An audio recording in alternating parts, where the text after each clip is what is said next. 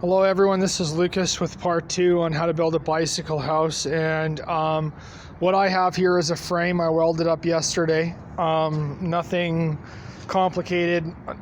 My welds aren't perfect, but they all hold. Lots of penetration and good welds, but not the prettiest. So I was only using a stick welder, so a Kicking Horse stick welder that came off Amazon. Tough little welder, but it's so old and beat up that it's been I rigged it with some booster cables. Not going to be showing the welder. It's not exactly the coolest deal to be using, and people really shouldn't weld with that kind of stuff, but I did weld the frame for this bicycle house.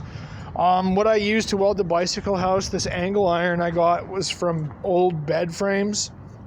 So I took this. It is 105 inches long at the base. So if you can see, I got the bicycle hook up there, right there. The arm for the bicycle hook up. But the actual frame itself is only 105 inches long by 38 inches wide.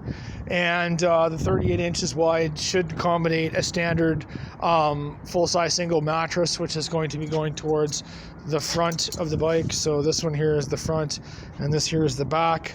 I got a tabletop here that's going to be used for a folding table. It's plastic, so it's really lightweight.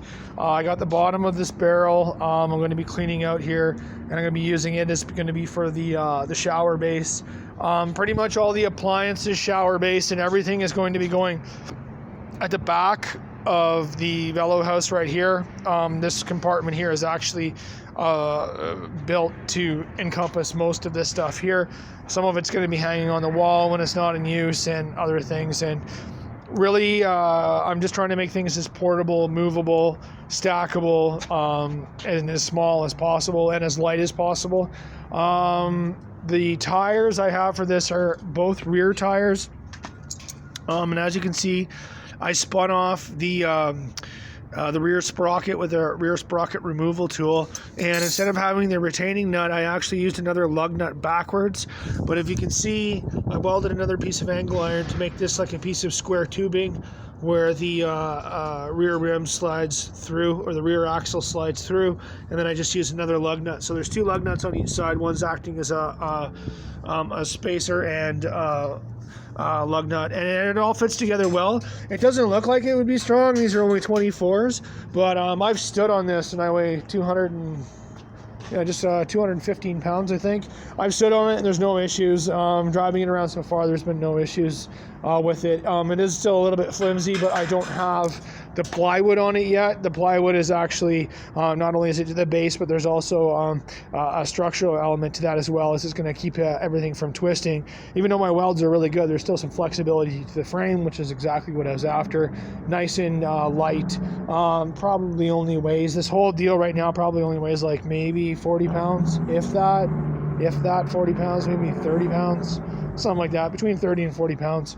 I'm not going to really put it on a scale.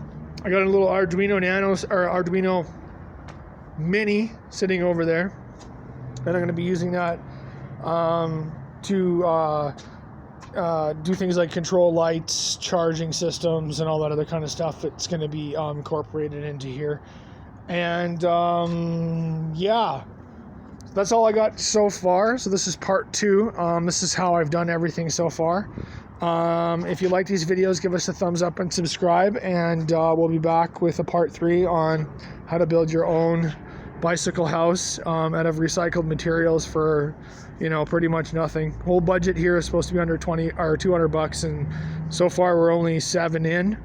I need another bicycle tube though, but yeah, this will be another 10 bucks. So to get this thing rolling, we're looking at $17 so far. So if you like these videos, give us a thumbs up and subscribe, and stop making stupid people rich.